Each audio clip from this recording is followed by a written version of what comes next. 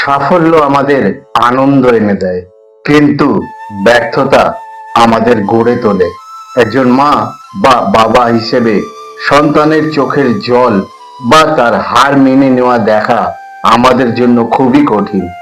আমরা সবসময় চাই আমাদের সন্তান জিতুক, কিন্তু জীবন তো সবসময় আমাদের মনের মতো হয় না। এখানেই আসে প্রাচীন গ্রিক দর্শন স্টোইকবাদ বা স্টোইক প্যারেন্টিং।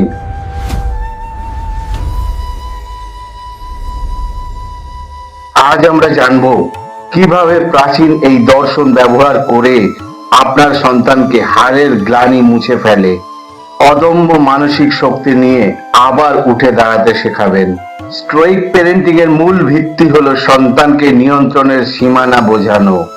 যেমন ধরুন, আপনার সন্তান একটি ফুটবল ম্যাচ হারলো। সে হয়তো খুব কাঁদছে, কারণ সে গোল দিতে পারেনি বা তার দল হেরে গেছে।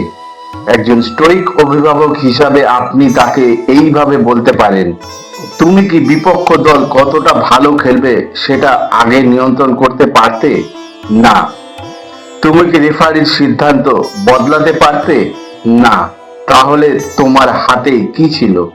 তোমার হাতে ছিল তোমার পরিশ্রম, তোমার প্র্যাকটিস আর মাঠে তোমার মনোযোগ। যখন সন্তান বুঝবে যে রেজাল্ট বা অন্যের পারফরমেন্স তার হাতে নেই, তখন সে হারের জন্য নিজেকে অকারণে দোষ দেবে না। সে শিখবে সে নিজের সর্বোচ্চ চেষ্টা করাটাই আসল জয়। হারলে মন খারাপ হওয়া খুবই স্বাভাবিক বা রাগ হওয়াও খুবই স্বাভাবিক। স্টোইকবাদ আবেগহীন হওয়া শেখায় না, বরং আবেগের বশবর্তী না হওয়া শেখায়। উদাহরণ হিসেবে বলাই যায়, আপনার সন্তান যদি পরীক্ষায় আশানুরূপ নম্বর না পেয়ে খাতা ছিঁড়ে ফেলে বা রাগ দেখায়, তবে তাকে তৎক্ষণাৎ শাসন না করে আগে শান্ত হতে দিন। তাকে বলুন, আমি বুঝতে পারছি তোমার খুব খারাপ লাগছে, এই অনুভূতিটা থাকা স্বাভাবিক। এরপর যখন রাগ কমে আসবে, তাকে নিয়ে বসুন।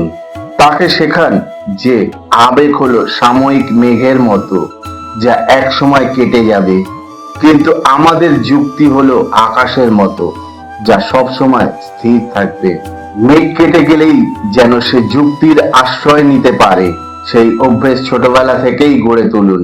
স্টোইকবাদে একটি চমৎকার ধারণা আছে, অমর ফাটি, অর্থাৎ যা ঘটছে তাকে মেনে নেওয়া এবং ভালোবাসা। সন্তানকে শেখান যে কোনো কিছু আসলেই খারাপ নয়, যদি না আমরা সেটাকে খারাপ বলি।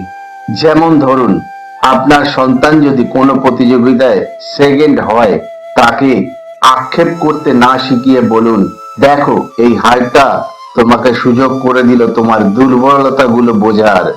এখন তুমি জানো কোথায় আরো কাজ করতে হবে।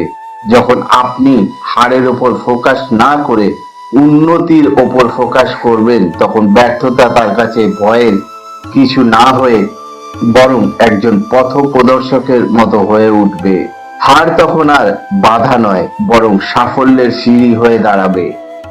সন্তান আপনার উপদেশ যতটা না শেখে, তার চেয়ে বেশি শেখে আপনাকে দেখে আপনি কি করছেন।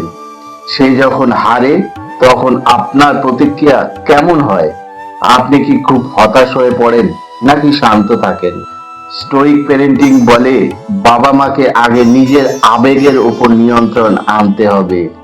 একটি বাস্তব উদাহরণ দিই, ধরুন বাসায় কোনো জরুরি কাঁচের জিনিস ভেঙে গেল। আপনি যদি চিৎকার না করে শান্তভাবে সেটা পরিষ্কার করেন এবং বলেন, হয়ে গেছে, এখন এটা ঠিক করার উপায় খুঁজি, তবে আপনার সন্তানও ঠিক সেটাই শিখবে।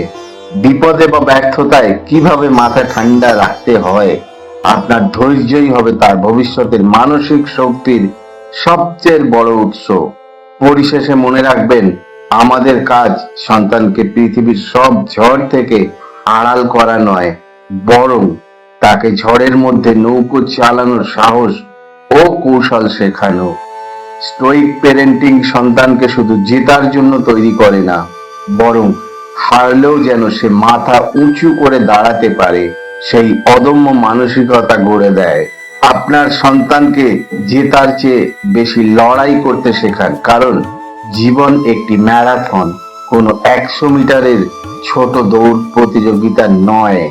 ভিডিওটি যদি আপনার চিন্তাধারায় কোনো পরিবর্তন আনতে পারে তবে সাবস্ক্রাইব করে পাশে থাকুন। আপনার সন্তান কি সম্প্রতি কোনো বড় ব্যর্থতার মুখোমুখি হয়েছে? আপনি কিভাবে পরিস্থিতি সামলেছেন? আমাদের কমেন্ট করে জানান। আপনার অভিজ্ঞতা অন্য বাবা মায়ের কাজে লাগতে পারে। ধন্যবাদ, ভালো থাকবেন।